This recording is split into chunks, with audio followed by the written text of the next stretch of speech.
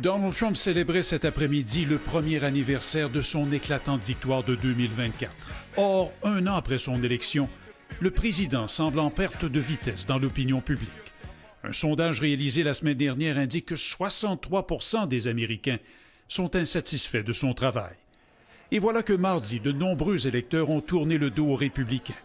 À New York, le socialiste démocrate Zoran Mamdani, que Trump démonise depuis des mois, a remporté l'élection à la mairie, loin devant le candidat endossé par le président. So Donald Trump, since I know you're watching, I have 4 words for you.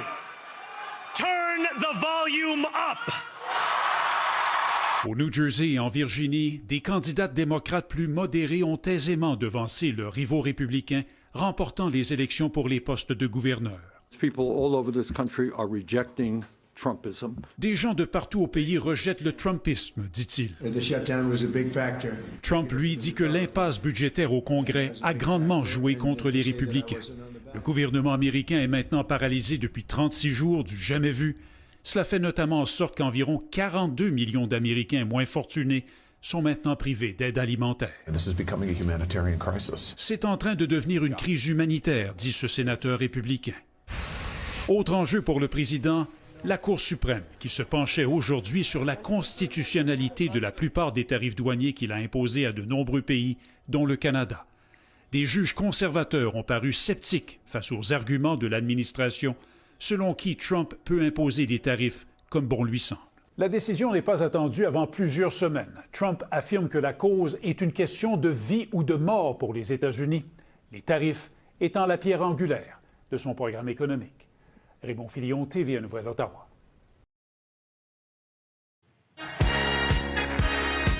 Donald Trump célébrait cet après-midi le premier anniversaire de son éclatante victoire de 2024.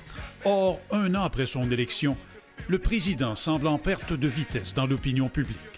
Un sondage réalisé la semaine dernière indique que 63% des Américains sont insatisfaits de son travail. Et voilà que mardi, de nombreux électeurs ont tourné le dos aux républicains.